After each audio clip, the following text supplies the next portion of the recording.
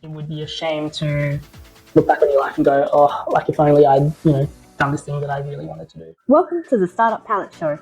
When you think of startups, you think of Silicon Valley. We're going to venture beyond the valley and paint a picture of the startup ecosystem, featuring diverse founders, investors, and operators.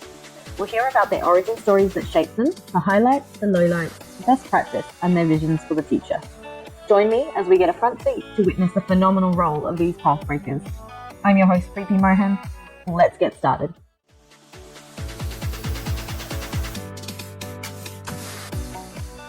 Today we're joined by Rohit Bhargava, someone who's really well known in the Australian startup ecosystem, someone who's really humble and always ready to help.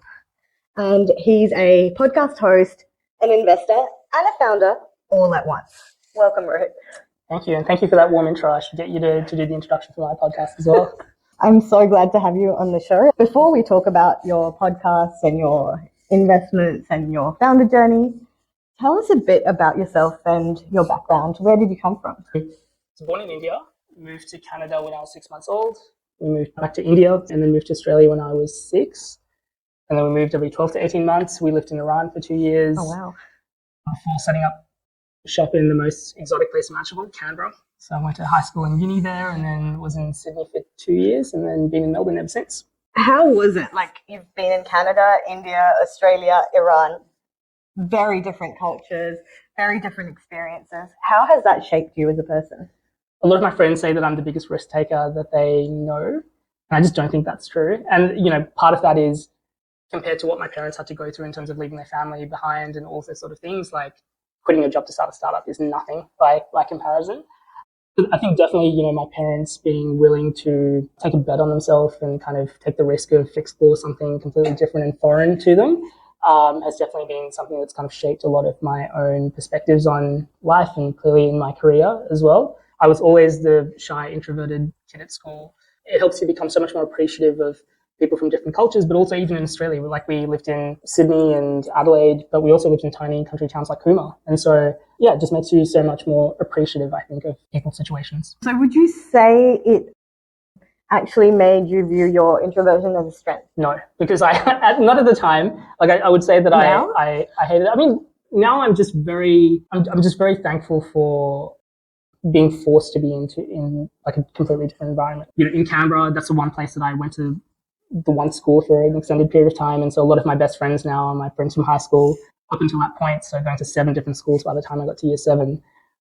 I remember I absolutely hated having to, you finally become close to someone, become friends with them, and then you're leaving straight away. But I think it also forces someone like me who's really shy and introverted by nature, to put yourself out there a little bit more and, pull yourself out of your comfort zone, which is a good thing. And so for introverts that don't have this privilege of being in multiple places and being thrown essentially into the deep end, what are some tips to help them adapt? I mean, I would say, and my mum would definitely argue that, even though I benefited from that, it didn't really change that much because I remember the story about her saying that she was terrified of when I was leaving high school and her going, how are you going to do anything in the job interview or those sort of things? You just, really struggle to speak to anyone. So, I think one of the things for me, maybe it's shaped a lot by that sort of experience of kind of being forced to be out of my comfort zone of launching the podcast 6 years ago, was a big part of it selfishly was I just wanted to get more comfortable and better at having conversations with people. I'm sure that there are better ways of kind of managing this, but my approach has always been, do things that feel really uncomfortable, because that's probably going to be the way that you make the biggest change and is, hopefully going to help you the most. Be comfortable with the uncomfortable, right? Yeah, exactly. How did you get into the world of startups? A large part of it comes from my mum, who she used to hand make a bunch of different things and would go to stalls, and I would go with her and see how she just went about the whole thing and the amount of time that she would spend and how she would sort of build a connection with people that were coming to a stall and all those sort of things. More recently, she had a cafe and a restaurant in Canberra and just, did everything on her own. And she, just went about doing a lot of those sort of things. I think it's very hard not to pick up on a lot of that subconsciously when you sort of see that firsthand. What did you take away from her experiences? I think there were definitely days that went really well for her, but I think the things that I really remember, I remember one time in particular, she was so excited and spent so much time in hand making this like this kind of jewelry collection and set that she wanted to sell. And literally she sold nothing that entire day. And I imagine it must have been really heartbreaking for her to have to spend all of this time making it and having her 2 kids there and all those sort of things as well. But I remember her just being so stoic about it and just going, okay, like what can I learn from this and how do I do better next time? And she did. And so like, I'm sure that I learned a lot from her in terms of the way, like she's super personable and very extroverted. And so I think there's a lot that I kind of took from her in terms of how she connects with people. But the things that really sort of resonated with me was like, here's someone who has put in so much effort and energy into something that's not gone to plan, but it's not necessarily about that. It's how did they, take in that experience and what did they learn and take away from that? And so, yeah, I've just got a ton of respect for my mum and, just who she is and her resilience and all those sort of things around it. Whether we realize it or not, our parents, they're a huge influence in our journey. Yeah. Do you feel you appreciated the hustle of your mum earlier, or do you appreciate it now that you have been on your own founder journey? I mean, I still think she's the hardest working person that I know. Like that started when I was in high school and kind of, still stuck around to the time when she was running her own cafe and restaurant. Like, yeah, I just don't think that I've seen anyone work as hard as her. And so I guess I understood her feelings around it, but I probably wasn't as appreciative in the moment of everything that she would have to sort of go through. And I think having been a founder myself and going through the ups and downs of all of those sort of things, I think it just makes you so much more appreciative of someone else going through that, and especially when it's your parent. And you said something to me before that what you noticed was the effort doesn't always equal the outcome. Yeah. You see this a lot of the time when people get stuck with a particular startup idea that isn't going anywhere, and they should, probably sort of reconsider particular things. But there's this kind of sunk cost fallacy of like, I've put in so much time and effort and energy, and like I just need to spend more time doing it. And I think that it's a difficult balance in terms of understanding, when is the right time to be sort of resilient and stick with something versus like when is it just not having any momentum at all and you're actually much better off doing something else. What I have learned and what I kind of take into sort of investing in terms of looking at founders is things will never always go to plan, but how do the founders handle those setbacks? Deal with getting punched in the face with things and, continue to sort of make progress and learn around that sort of stuff. And pivoting, I think, comes into play there as well, like learning to adapt and react. With pivoting, there's a good and bad of that too. Like I've seen companies that pivot way too often, way too frequently, and others should probably pivot a lot sooner. But with everything, it's a balancing act, I think. When it comes to your founder journey, so as I understand, you started in high school. Tell me first about one of your earliest startups. I literally just didn't want to ask my parents, as most Indian kids can probably relate. Like I didn't Did you get pocket money? I didn't. Yeah, thank you. There's no, like, if you wanted to do something, you had to like ask your parents, can I please have some money? They go, no. Or what is it for? Or here's, you ask for $50 and you get 10. And so you learned to negotiate very early on. I guess I kind of just got sick of the negotiating. And I also just didn't like asking my parents for things as well beyond everything else that they had already done for me and my sister. But like it started because I just wanted to have enough money to go to the movies with my friends and buy popcorn and drinks and like a burger or all those sort of things and not have to worry about asking my parents for money. And so I started this, I think at school where I think it was with Domino's, or might have been Pizza Hut, where I developed a deal with them in Canberra. And I said, hey, I'm from the school. If I order it like in bulk from you every week, can you give me a discount on this? And so they gave me some like ridiculous discount on pizzas. And so I used to go around my school and just take orders from people at the start of the day and then call in, put in an order for 40 pizzas. And this one guy would like come in with his car just full of pizzas in the back seat, front seat, in his boot. And I'd carry them in and like sell them to people that had ordered them ahead of time. Other people were much smarter than me in that like they would eat half their pizza and then sell individual slices and stuff. Oh, wow. Which is, a much smarter model than what I was doing. But like for me, it wasn't about trying to get as much money as possible. I just wanted like... You wanted pizza? I just wanted pizza and sort of see a movie with my friends. And like that was it. For me, it was like the easiest way to do that. How often did you eat pizza in high school? Probably a lot more frequently than I should have looking back. But I mean, I didn't always eat them for myself. Like they were definitely for everyone else. Also, a very good lesson when you overextend and you have taking in extra orders from people when they haven't ordered, and then you suddenly get put with a bill. How did you manage the whole supply and demand process? Well, I mean, there was one time that I remember that I'm like, I generally order like 36 pizzas a week, so I'll just put in an order for 36, even though I haven't had the time to go through everyone. And then I don't know, something happens, and like that particular day, a bunch of people were away or something, and I think I only had 28 people that had kind of like taken pizzas, and so I had 8 other pizzas that I had to try and find money for, and thankfully I had enough money on me to like pay the person. But it's a very good lesson as well of just going, you actually need to do the work for all of this stuff as well. You studied economics and engineering like every good Indian boy. Yeah, I dangled that dream in front of my parents for a little while. How did you break out from it into I think you did some work in environmental areas, and then your first startup after that? So after graduating from university, I was essentially offered 2 jobs. One was a full-time job that was in sales, which was like for okay money. Sounding, I had a friend that kind of worked there, which is why I sort of applied there. I should also kind of caveat this with like I was not a great student by Indian standards. 99% or nothing, right? Exactly. But I was definitely more interested in sports and apparently this pizza business at school. Did you consider a career in sports? I did. So I wanted to play cricket professionally, got into an academy in India and then busted my knee. Ouch. Yeah, which isn't fun. So that was definitely my kind of like first dream, and there wasn't really thoughts of a career outside of that. After graduating from uni, I had a sales job that was a full-time job, and I got offered another job which was for an engineering company as a research assistant with the VP of the company, but it was only for 3 months and it was for less money. And so I was like, I don't know, don't really want to do sales, and the other job sounds more interesting, but like there's more risk associated with this. And so like I asked my parents what they thought, thinking that they would be like, okay, take the safe option, go the full-time job. But they actually said, if it's meant to be, it's meant to be, but like this is a better opportunity long-term for you, so you should definitely go take the other job that's for 3 months, because you're just much more likely to get more out of it. And if it doesn't work out, you'll figure it out. But like again, just back yourself with this. And do you think that stems from their background of risk-taking?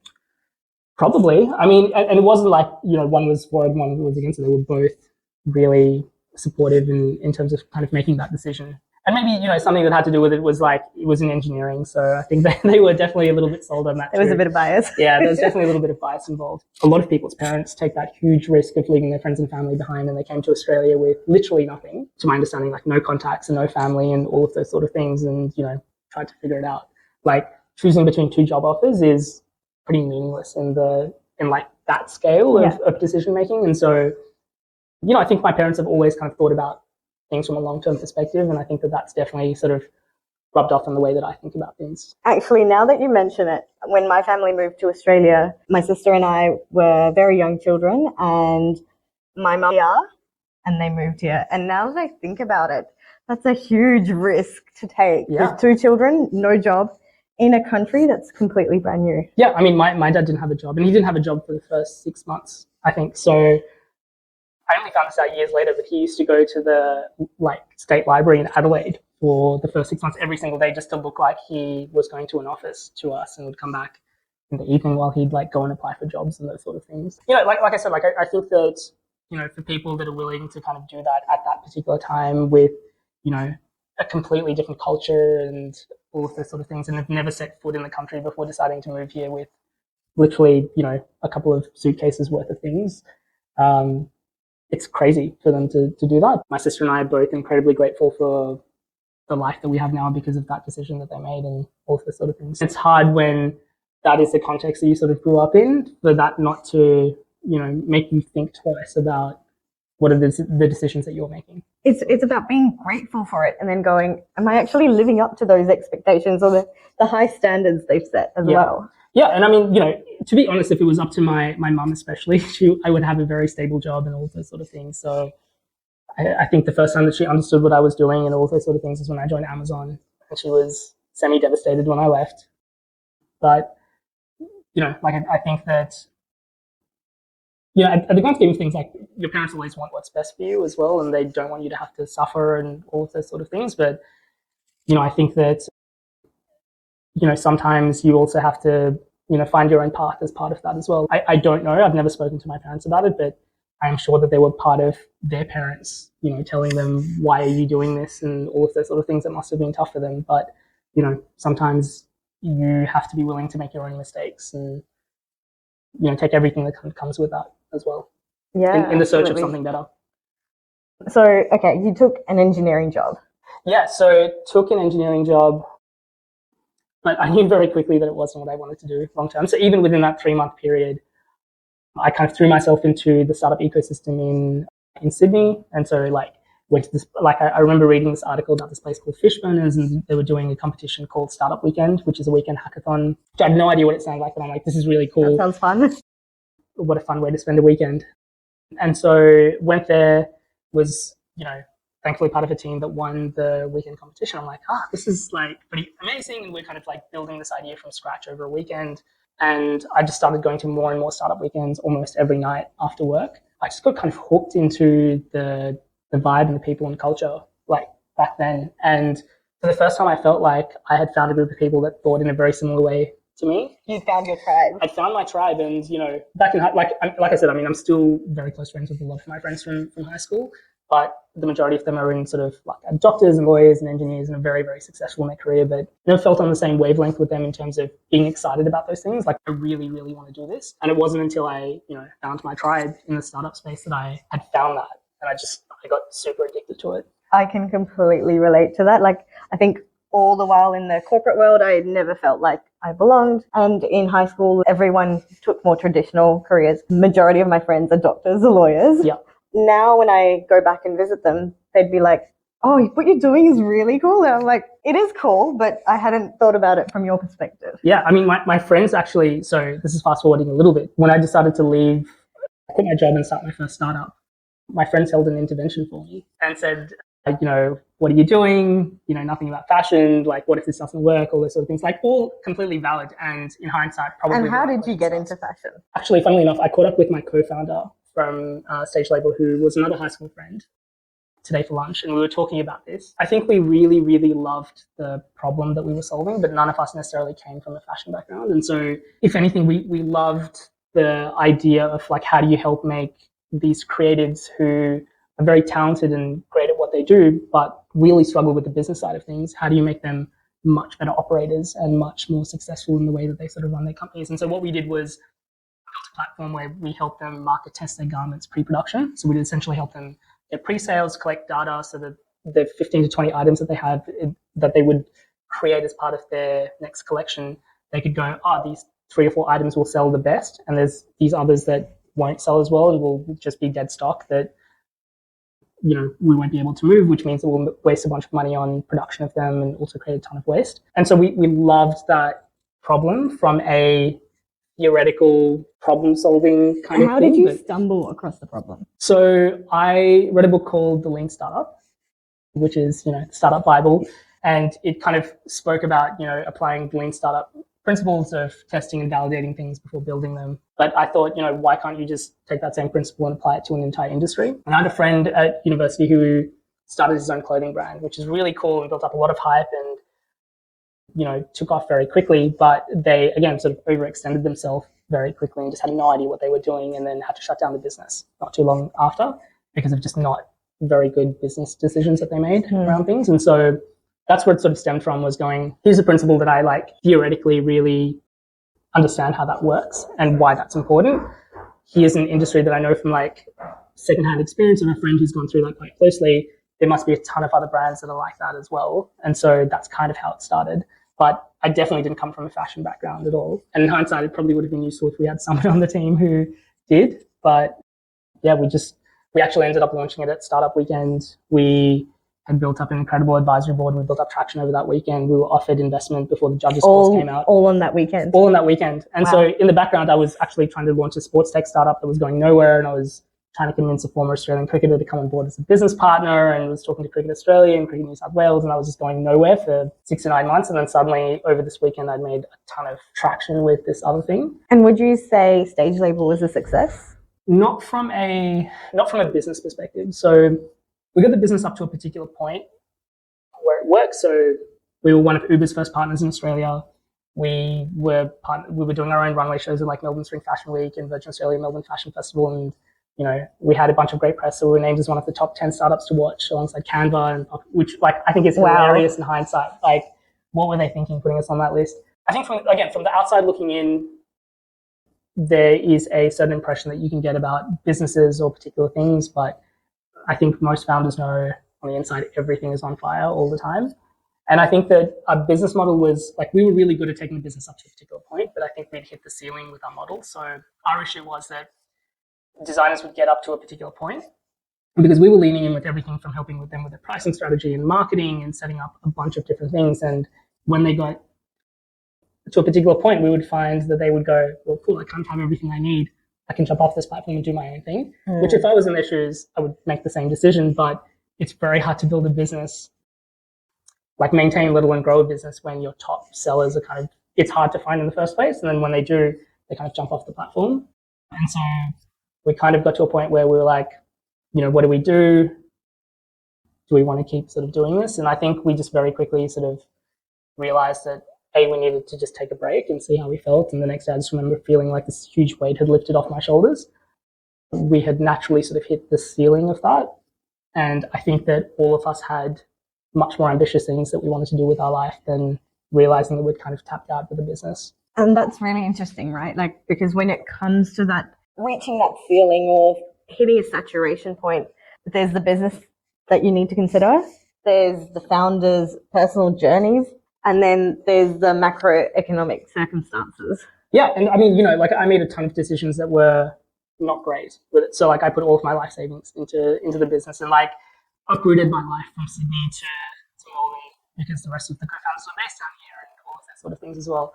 But, your question was like, was Stage Label a success? One of the big things that I have learned that I think people don't appreciate as much is they look at things in a very binary, will this work or will this not work?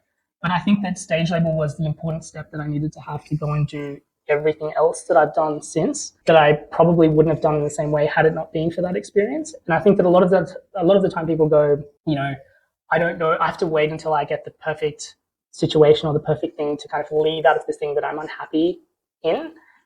And they go, well, did I make my millions of dollars in the first year or not? And if I didn't, well, then clearly this was unsuccessful. I think what a lot of people don't really think about is that if you open one door, it actually opens up 100 other doors that wouldn't have been open to you if you hadn't opened that first door. And I think that's important, right? Allowing yourself to realize that it's not binary, it's not success or failure. Yeah. There is actually a lot more that comes after it, and that you're thankful for that experience. From an outsider's perspective, looking at everything you have achieved, I'd still call it a success.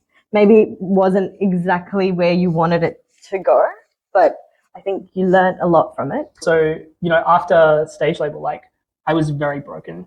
I found it so difficult to find a job because I'm like, what? Like, did you want to get a job after that?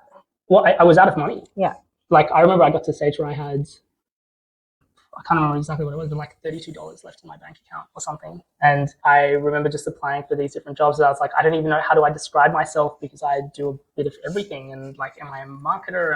Don't know what type of jobs are available to me. And so I applied for like everything. And then I remember thinking that like I'm so desperate for money that as a backup, I remember my best friend telling me that he used to work at the casino when he was younger and he would get great tips off the back of it. And so I'm like, well, worst case scenario, I'll go work at the casino. So I came to my worst case scenario. I was like, okay, you know what? I just really need the money. I should apply.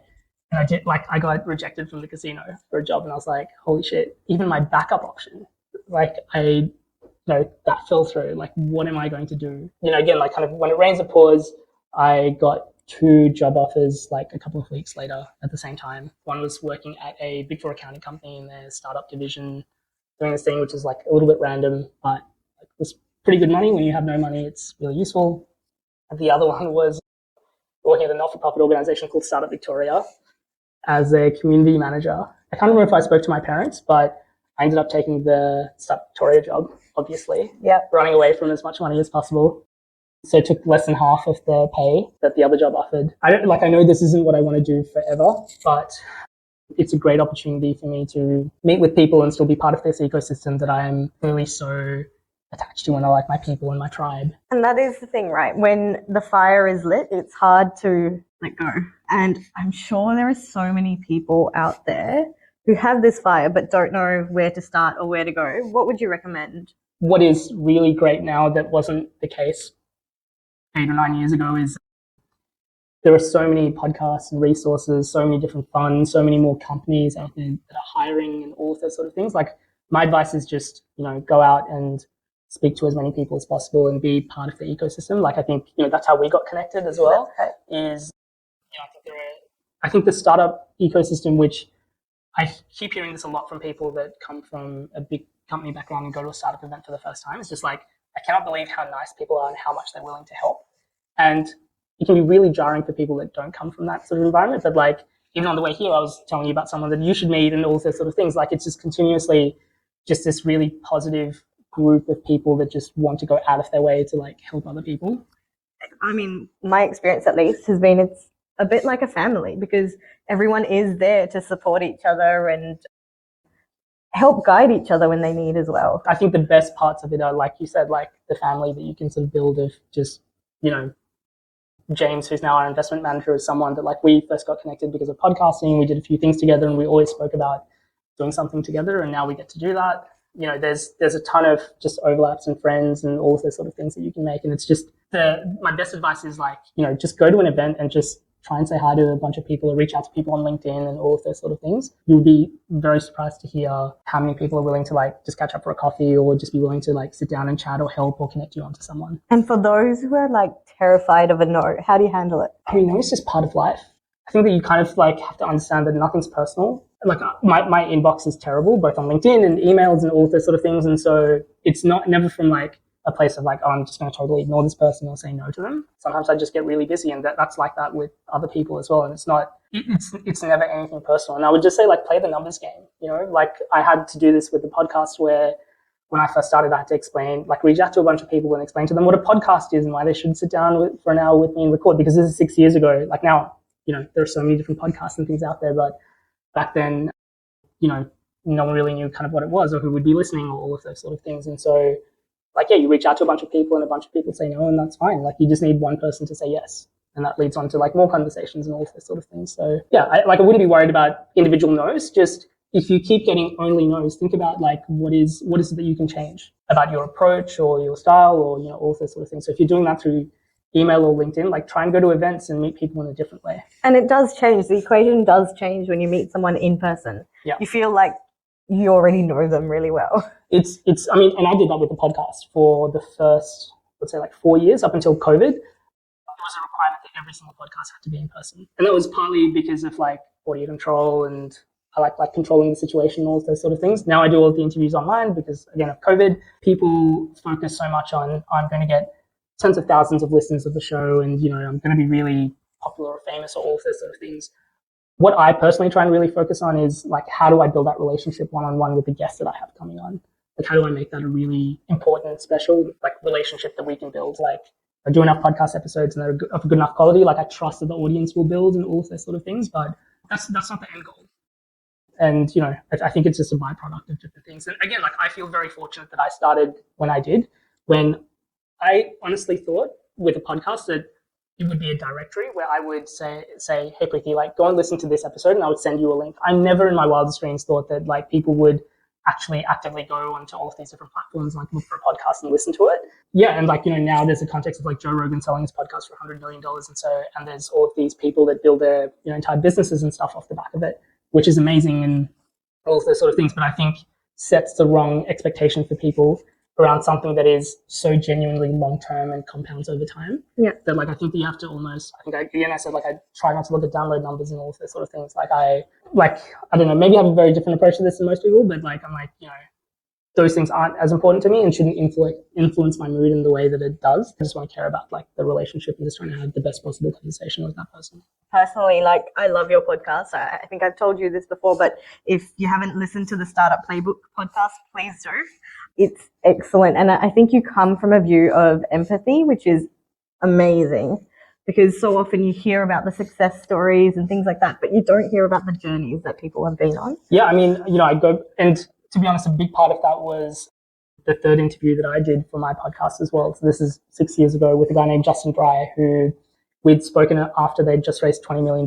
But so much of that interview was focused on the first 4 years of their journey, where his co-founder was his brother-in-law at that time, and his sister would come to him every Christmas and say, are we going to have enough money for Christmas presents this year? Oh, wow. And, I think that really shaped how I kind of thought about this podcast as well. That like he's someone hugely successful and, again, has all of these sort of things. And so that process and journey must have been so easy for him compared to what it was like for me with Stage Label. Everyone has really challenging moments and all those sort of things. And, part of the podcast is you kind of learn that everyone has their shit parts of their journey. It's so true. You only hear about the highlights usually. I think that's the best thing about podcasts is it provides so much more context over someone's story and background and things. Traditionally, before the podcast or before this kind of entire medium kind of got created, a lot of what you heard about companies was through traditional media and PR, which is let's take a couple of quotes from this person and kind of create that story around something that's newsworthy, like a fundraising announcement or all those sort of things. But you don't really get to hear the insights and the story and the context behind all of those sort of things. And I think that my favorite thing about podcasts is that you get to hear more about particular things. Like it wouldn't make sense to kind of talk about pizzas as much as we did in this interview if it was an article, but we get to kind of dive into a little bit of the story and kind of layer parts of the story, which hopefully make it more interesting and you get to have that deeper connection with someone. And it's funny how much the pizza learnings apply to everything else you've done. Yeah, very formative. So your podcast has turned into a investment syndicate. Mm-hmm. How did you make that transition? What made you want to get into investments? I guess unofficially, because of the podcast and the type of people that I interview, obviously I have a lot of founders that reach out for helping guidance with growth or different parts of their business or are often fundraising. And so unofficially over the last few years, I've been ad hoc sort of introducing them to angel investors and VC funds for the right companies and sort of help them on the journey. A lot of them went on to be really successful, and I wish that I had personally invested in at those rounds. I guess I kind of got into, and I've intentionally kept it pretty quiet over the last few years, but I started investing into companies directly myself over the last few years and just really sort of loved being more hands-on and kind of helping these companies at the very early stages beyond just getting to talk about them on the podcast. And so essentially the Playbook Ventures and our Playbook Angel Network that's kind of spun off the back of that is started off with friends and guests of the podcast. So again, we've been very low-key for the last couple of months, but we essentially have 31 investors. So at the moment, 31 of the former guests of the podcast leaning in and kind of essentially us investing together into early stage companies and sort of helping them on their journey, whether it's helping them closing out the rest of their round, finding lead investors, whether it's them, helping them specifically with the growth side of things, whether it's particular doors or introductions that our broader angel network can sort of introduce and open to them. So that's been really fun. And now, we've started to be a bit more public about things after the Launchmake announcement. And it's excited to kind of share that in a bit more detail and kind of scale things out a bit more as well. Congrats on that. I think very exciting times. Thank you. Yeah. You're starting a new startup? Yes. Yeah. So this is not part of the initial kind of roadmap and plan, but sometimes when you just find a incredible opportunity, it's very, very hard to sort of walk away. And I think for, someone who likes being involved in a lot of different things at once, I think it's very rare for me to find something that I'm like, I can actually see myself doing this for 20 or 30 years. And this is the culmination of all of the things that I've been, super passionate and excited about. Things just moved really quickly. We've just closed a funding round and excited to sort of build that out. What is it that motivates you every day? And what's your personal mantra that you tell yourself to keep yourself motivated and resilient? I don't think that there's a personal mantra per se. I think for me, I just like doing things that I feel inspired by and making an impact on things. And so I just feel super privileged about all of these sort of things. And it's just more, you spoke about being grateful. I think that I just feel very grateful for these opportunities and kind of recognizing that it hasn't always been this way. And,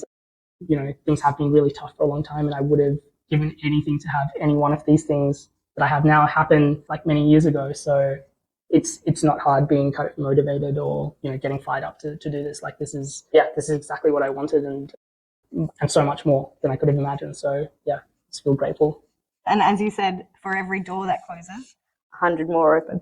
I've had this before where obviously a bunch of, people that are trying to get into startups or tech, and especially when they come from a South Asian background, find it a little bit easier to kind of talk to someone who else sort of looks like them and kind of been through something similar as well. And so I think, the things that you're planning around the Valley event and all of those sort of things, I think things like this are so important and meaningful for so many people because, I think especially from our culture, there is this stigma around having to be a doctor or a lawyer or an engineer. Going down the trodden path. Yeah. And it can be very difficult and trying to, go out and do something a little bit different. And I think what you're doing and those types of events just make it so much easier for people to feel comfortable doing that. And I think that's so important.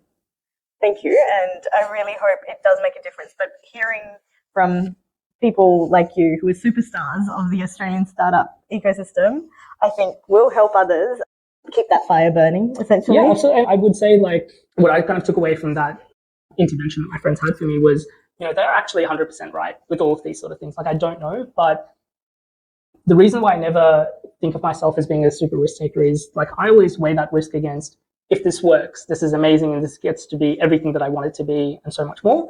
If it doesn't work, I'll just come back and do what I was doing before anyway. So like, what is the risk? It would be a shame to look back on your life and go, oh, like if only I'd, done this thing that I really wanted to do. So try it instead of just think about it. 100%. Awesome. Well, thank you so much, Rohit. Thanks for tuning in to the Startup Power Show. If you had a blast listening to this episode, come on board and join our incredible cheer squad. Spread the startup love by sharing the episode with your friends, leave us a review, or drop us your valuable feedback, comments, or burning questions. Stay tuned for our next episode, where we'll shine the spotlight on another startup superstar. I'm Preethi Mohan, and I look forward to seeing you next time.